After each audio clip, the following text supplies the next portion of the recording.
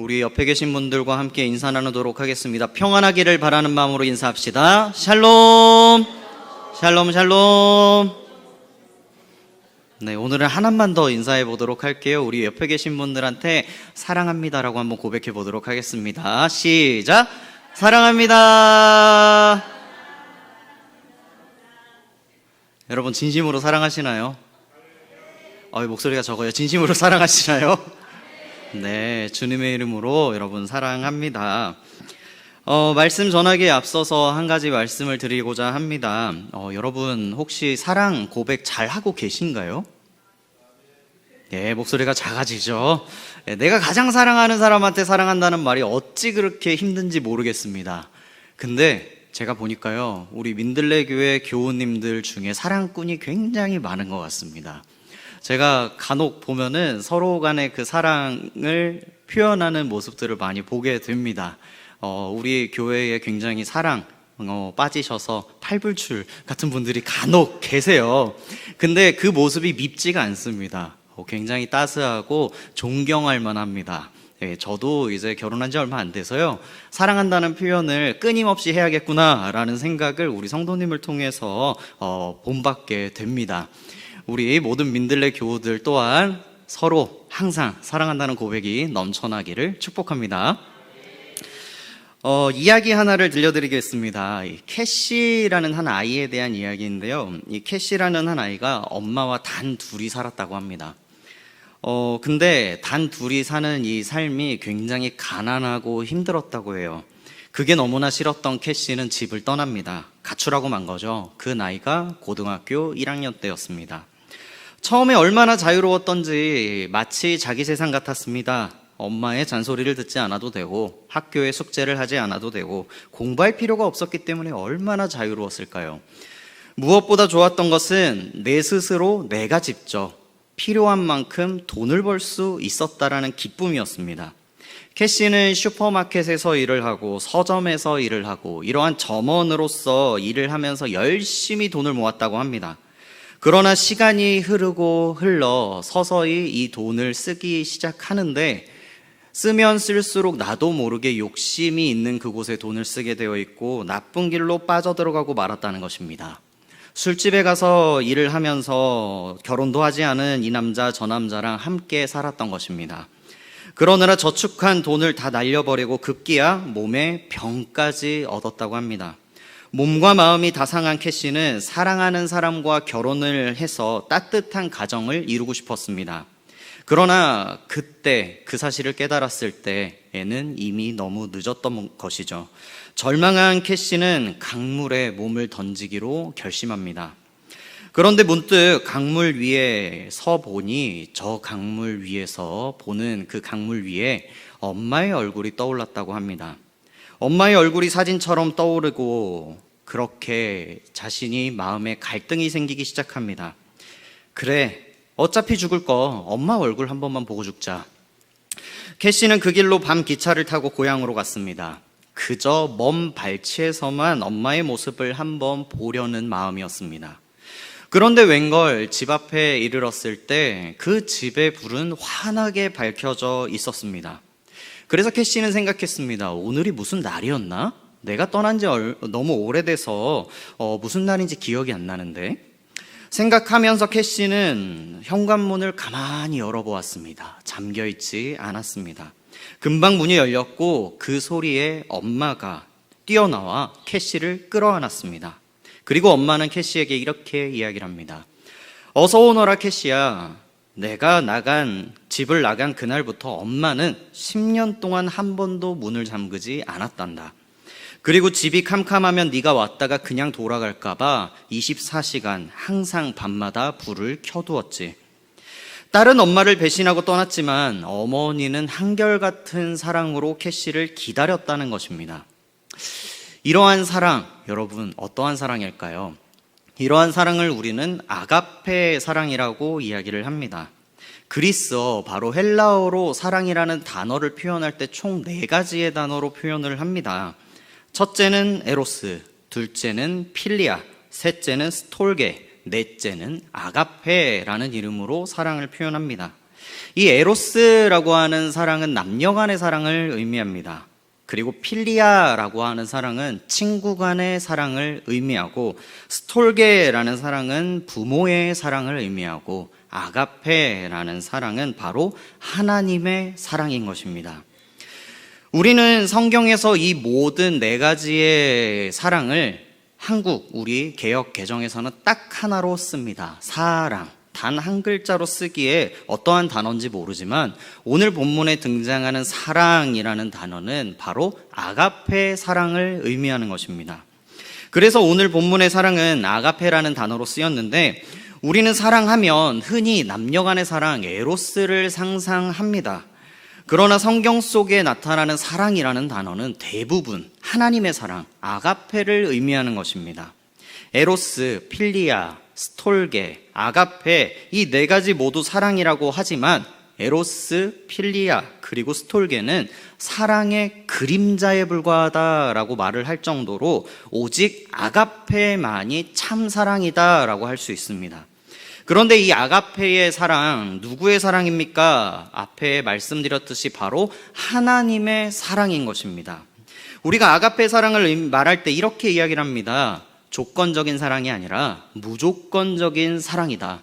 어떠한 조건이 있어서 사랑하는 것이 아니라 그저 너이기에 사랑하는 것. 그것이 바로 아가페 사랑이라는 것입니다. 오늘 본문 7절 말씀을 보면 사랑은 하나님께 속한 것이라고 표현을 하고 있습니다. 사랑은 하나님의 소속이라는 뜻입니다. 그러므로 사랑은 하나님으로부터 시작되었다라는 뜻을 가지고 있습니다. 계속해서 본문을 보면 사랑하는 자마다 하나님으로부터 나서 하나님을 알고라고 말씀하고 있습니다. 이 하나님의 사랑, 하나님의 소속이라면 사랑을 해야 하나님을 알게 되지 않겠습니까? 우리 성도님들이 민들레 교회에 소속되어 있기 때문에 우리 신동체 담임 목사님을 알 수 있는 것과 마찬가지입니다. 물론 민들레 교회 소속이 아니더라도 담임 목사님의 이름과 얼굴은 알 수 있겠죠.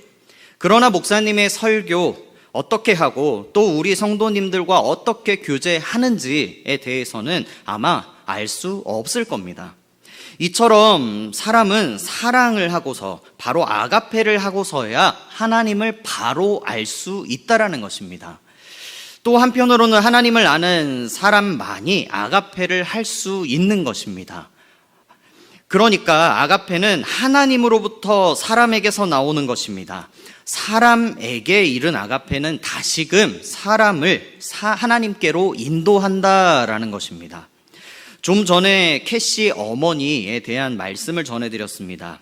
이 캐시 어머니는 예수를 믿어서, 바로 예수님을 믿어서 하나님을 알았기 때문에 아가페를 할 수 있었던 것입니다. 캐시는 엄마의 아가페적인 사랑을 통해 하나님께 나아갈 수 있는 것입니다. 그러고 보니 아가페란 것은 하나님과 사람 사이에 다리를 놓아주는 것이다 라고 생각할 수도 있을 것입니다. 사랑하는 우리 민들레교회 성도 여러분, 아가페는 늘 만족하고 고마워하는 마음이 생깁니다. 아가페는 어떤 대가를 바라기는커녕 희생을 하면서 즐거워하고 행복해합니다. 그것이 바로 아가페인 것입니다. 왜냐? 바로 아가페라고 하는 이 사랑은 하나님으로부터 시작되었기 때문인 것입니다. 하나님께서 우리를 사랑하실 때 그 사랑이 가슴 아픈 사랑이라면 하나님께서 그 사랑을 계속해서 지속할 수 있었을까요? 우리를 사랑하실 때에 더 큰 행복을 누리시며 그 사랑으로 말미암아 더 즐겁다라는 것입니다. 그러므로 우리가 하나님을 알면 알수록 우리들 속의 사랑도 점점 더 커지게 되어 있다라는 것입니다. 그렇다면 하나님의 사랑 어떠한 것들이 있을까요? 우리가 하나님의 사랑이라고 끊임없이 이야기를 하고 교회에서 하나님의 사랑으로 우리는 사랑해야 합니다라고 외치지만 그 사랑에 대한 속성을 우리는 알아야 합니다. 에이브럼 링컨을 다들 아실 겁니다. 이 링컨은 사랑이 굉장히 많은 사람이었습니다. 흑인들이 고통을 당하는 것을 보고 견디지 못해 많은 반대와 어려움 속에서도 그들을 해방시켜 주었습니다. 그는 어렸을 때 올가미에 걸린 동물들을 풀어놓을 정도로 사랑이 넘치는 자였습니다. 아버지께서 아버지께서 채찍을 들고 항상 때렸는데도 불구하고 항상 더욱더 그런 모습들, 동물을 놓아줄 때마다 아버지에게 맞았지만 그래도 아버지의 그런 모습에도 불구하고 동물을 사랑하는 그 마음으로 동물의 목숨을 구하고자 했던 사랑이 넘치는 자였다라는 것입니다. 그런데 하나님의 사랑은 그러한 사랑과는 비교할 수 없을 정도로 더 큰, 더 위대한 사랑임을 기억하시기 바랍니다. 우리를 얼마나 사랑하셨는지 죽을 수밖에 없었던 비천한 우리 죄인들을 독생자 예수 그리스도를 이 땅 가운데 보내심으로 말미암아 외아들을 십자가의 고통에 내어놓으셨습니다. 참으로 견딜 수 없는 아픔이었지만 우리를 살리려 하신 하나님의 사랑이 있었기에 가능했던 것입니다. 하나님은 오히려 그 사랑으로 말미암아 기뻐하셨습니다. 하나님의 사랑은 얼마나 큰지 한량 없습니다. 우리가 하나님의 사랑을 표현할 때 저 바다, 저 하늘, 먹물 삼아도 우리는 그것을 표현할 수 없다라고 찬양을 할 정도로 그 사랑은 너무나 큽니다. 사랑은 오늘도 우리를 위해 끊임없이 계속 공급되고 있음을 믿으시기 바랍니다. 그 사랑은 우리를 사망에서 생명으로 옮겨주셨습니다. 사랑이 아니고서는 우리는 끊임없이 죽을 수밖에 없는 죄인이었습니다. 하나님의 그 크고 크신 위대한 사랑으로 말미암아 우리는 생명의 길로 감을 꼭 기억하시기 바랍니다. 하나님의 사랑은 첫 번째로 희생적인 사랑입니다. 여기 본문 속에서 하나님께서 원수된 우리 죄인들을 위해 자기의 영원한 독생자 예수 그리스도를 십자가에 못 박았다라는 말씀이 있습니다. 그 아들은 몇 대의 독자를 가리키는 것이 아니라 전무후무한 오직 유일한 독생자 예수 그리스도입니다. 바로 하나님 당신 자신이기도 했습니다. 어느 부모가 전쟁터에 독생자를 아들을 보내는 것이 마음이 편하겠습니까? 하나님은 아들을 위험한 사지로 내모셨습니다. 바로 사랑하셨기 때문에, 우리를 너무나 사랑하셨기 때문에 독생자를 우리에게 보내주셨다라는 것입니다. 우리를 너무나 사랑하신 그 사랑, 바로 희생적인 사랑임을 꼭 기억하시기 바랍니다. 그리고 두 번째로 하나님의 사랑은 무궁한, 넘치는 크신 사랑이라는 것입니다. 예레미야 31장 3절 말씀에서 말씀하기를 나 여호와가 옛적에 이스라엘에게 나타나 이르기를 내가 무궁한 사랑으로 너를 사랑하는 거로 인자함으로 너를 인도하였다 하였노라 라고 기록하고 있습니다.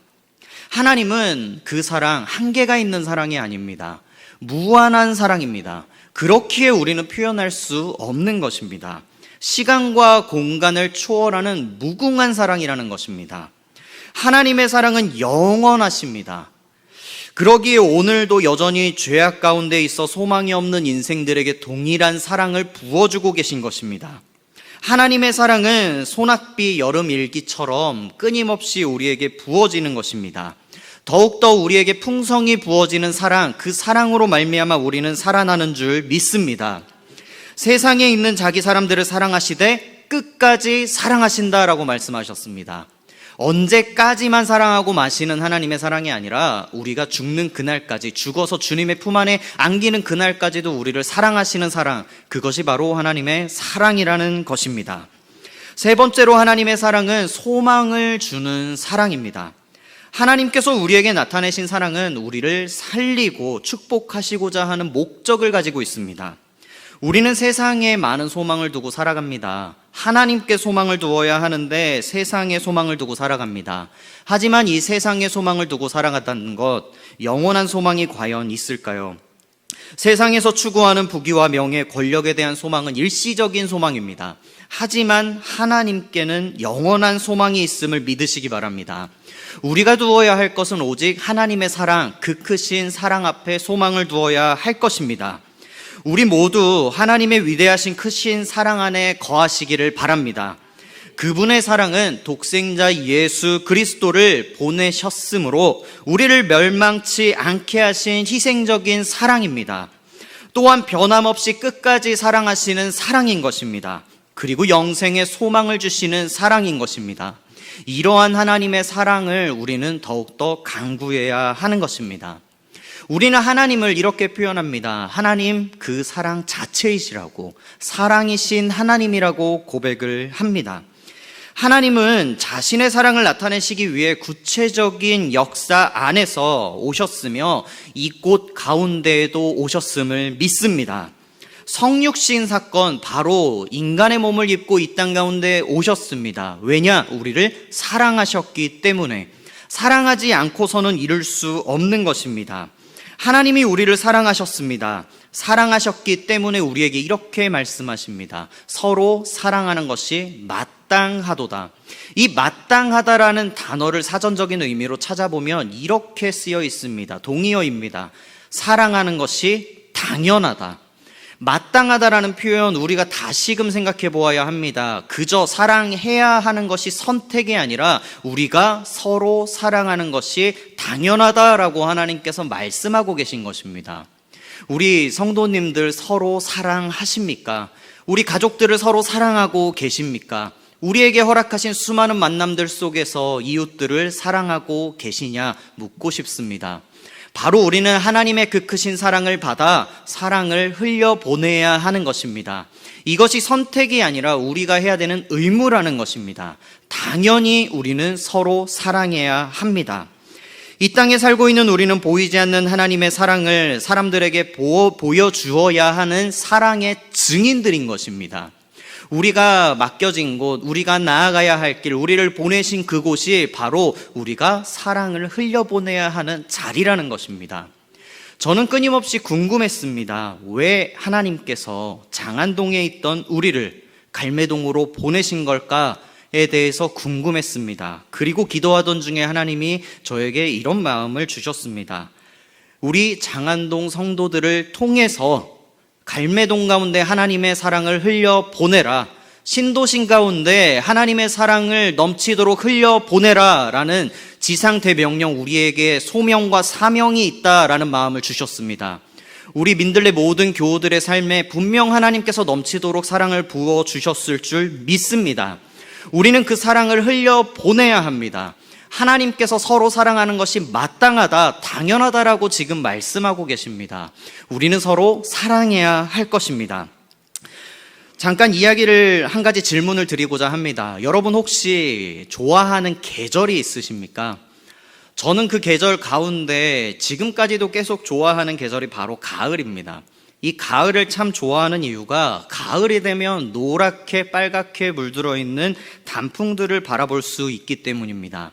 근데 그저 예쁘기 때문이 아니라 하나님께서 어떻게 저렇게 창조하셨을까? 저렇게 녹음이 짙은 나무가 어느 순간 노랗게 빨갛게 물들어 가는 것인가 감탄을 금치 못합니다. 그래서 우리 사람들은 대개 가을이 되면 단풍 구경을 많이 떠나는 것으로 알고 있습니다. 저렇게 물들어 있는 단풍을 바라볼 때면 여러분들은 무슨 생각이 드시나요? 저는 이렇게 생각해 봅니다. 내가 과연 물들어 있는 것은 무엇일까? 나를 물들이고 있는 것은 무엇일까를 생각해 보게 됩니다. 그리고 내가 혹시 물들이고 있는 것은 무엇인가에 대해서 또한 생각해 봅니다. 우리는 먼저 앞서 살펴본 바와 같이 하나님의 그 크신 사랑으로 물들어야 합니다. 내가 먼저 하나님의 사랑으로 물들어야 한다는 것입니다. 그저 단순히 젖은 상태에서 그치는 것이 아니라 물들어야 한다라는 것입니다. 여러분 혹시 빨래를 하실 때 어떻게 하시나요? 색이 있는 옷과 색이 없는 옷들을 구분지어서 빨래를 하고 계시지 않습니까? 제가 아무것도 모르고 실수를 한 적이 있습니다. 20대 초반, 당연히 그 당시에 우리 남자들은 다들 군대에 가 있을 테죠. 저도 그 당시에 군대에 있었습니다. 군대에서는 생전 빨래를 해보지 않았던 남자아이들도 다 군대에 가면 각자 빨래를 각자 합니다. 근데 제가 군대에 있을 당시 해왔던 보직 중에 하나가 유격 조교였습니다. 이 유격 조교가 되면 조교가 입는 옷들을 직접 사야 합니다. 직접 사서 군대에서 지급해 주는 것이 아니라 나의 월급으로 직접 구매해서 관리를 해야 했습니다. 그래서 없는 월급을 모아 장비를 모두 구매했습니다. 그리고 새 옷이니만큼 이것을 세탁해야 하는데 아무것도 몰랐던 저는 이미 가지고 있었던 모든 옷들과 함께 새로 구입한 이 모든 옷들을 세탁기에 돌렸습니다. 여러분 혹시 유격조교의 옷이 무슨 색인지 아십니까? 네, 빨간색입니다. 아마 옛날에 진짜 사나이를 보신 분들은 아실 겁니다. 굉장히 새빨간색입니다. 근데 이 새빨간 옷들과 함께 제 옷들을 같이 세탁기에 돌렸습니다. 아무것도 모른 채 세탁기가 다 돌고 이제 세탁실로 향했습니다. 세탁기의 뚜껑을 열고 확인한 결과 제 옷은 모두 빨간색이 되어 있었습니다. 저의 두 손에는 유격조교 옷뿐만이 아니라 모든 속옷들이 다 빨간색으로 물들어 있었던 것입니다. 여러분, 그리고 그 옷들, 여러분 아마 물들여 있는 옷들을 다시 빨아보신 분은 아실 겁니다. 안 없어집니다. 그 빨간색이 물들어 있는 게 그저 염색된 것처럼 아예 없어지지가 않았던 것입니다. 근데 여러분 이런 생각을 해봅니다. 나는 과연 무엇에 젖어 있는가, 무엇에 물들어 있는가를 생각해 봅니다. 그저 젖어 있는 것은 말리면 없어집니다. 그저 젖어 있는 것은 쉽게 지워지기도 합니다. 하지만 물들어 있는 것은 없어지지 않습니다. 그렇다면 여러분들은 하나님의 사랑으로 혹시 젖어 계신가요? 하나님의 사랑으로 물들어 계신가요? 우리가 하나님의 사랑으로 물들어 있다면 우리의 가족들에게도 그 사랑이 묻어날 것이며, 내가 하나님의 사랑으로 물들어 있다면 나의 이웃에게, 나의 주변에 있는 모든 이에게 그 사랑이 물들어질 줄 믿습니다. 우리가 단순히 젖어 있는 것이 아니라 물들어야 합니다. 하나님의 사랑으로 완전히 물들어야 한다는 것입니다. 내 마음을 다하고 목숨을 다하고 뜻을 다하여 주 너의 하나님을 사랑하라 하셨으니 이것이 크고 첫째 되는 계명이요 둘째는 이와 같으니 내 이웃을 내 몸과 같이 사랑하라 하셨으니 이 두 계명이 온 율법과 선지자의 강령이니라 라고 말씀하고 계십니다. 이웃 사랑으로서의 아가페는 먼저 배려하는 마음입니다. 우리가 어디에 가든지 무엇을 하든지 배려해야 합니다. 여러분, 제가 최근에 느끼는 겁니다. 우리 민들레 교회 많은 성도님들이 저에 대한 이미지를 이제 서서히 알게 되었습니다. 건강을 챙기는 목사로 알려져 있습니다. 우리 담임 목사님께서도 굉장히 건강을 많이 챙기시는데요. 저도 그의 그런 모습처럼 보이나 봅니다. 저희 자매, 저희 사모님과 데이트를 할 적에 수많은 밀가루들을 먹었습니다. 아마 다들 데이트 해보신 분들은 아실 겁니다. 국밥집에서 데이트하지 않죠. 항상 파스타집에서 데이트를 합니다. 이런 양식을 먹고 피자를 먹고 그러다 보니 끊임없이 그 몸이 계속해서 불어나는 제 몸을 보게 되었습니다. 그런데 여러분 생각해 봅시다. 저희 자매가 좋아하는 그런 파스타를 제가 인생에서 안 먹어보다가 데이트를 하면서 먹게 되었습니다. 그런데 제가 건강을 생각한다는 이유로 그 음식을 먹지 않겠다, 고기를 먹자, 탄수화물밖에 먹지 않는 우리에게 단백질이 필요하다라고 생각을 한다면 그 사람을 위한 사랑이 온전하다라고 할 수 있을까요? 우리는 이 배려라고 하는 것이 사랑의 시작이 되어야 합니다. 우리가 누군가와 관계를 맺을 때에 내가 원하는 것을 주는 것이 아니라 상대가 원하는 것이 무엇인지를 알고 줘야 합니다. 한시에 제가 새가족 수료식에 올라가면서 우리 회장님께, 청년 회장님께 부탁을 드렸습니다. 게리 체프만의 5가지 사랑의 언어 책을 기반으로 만든 사랑의 언어 5가지 그 테스트를 해보라고 이야기를 했습니다. 그렇게 우리 청년들은 5가지 사랑의 언어를 검사했고, 수많은 친구들이 이제 굉장히 공통된 사랑의 언어들도 많이 나왔습니다. 이 5가지 사랑의 언어에는 이렇게 있다고 합니다. 인정하는 말, 함께 하는 시간, 선물, 봉사, 육체적인 접촉 있다고 이야기를 하고 각각 언어에 대해서 설명해 줍니다. 이 인정하는 말이라고 하는 것은 상대방이 하는 것에 대해 충분히 이해하고 칭찬해주고 구체적으로 관심을 보여주는 태도입니다.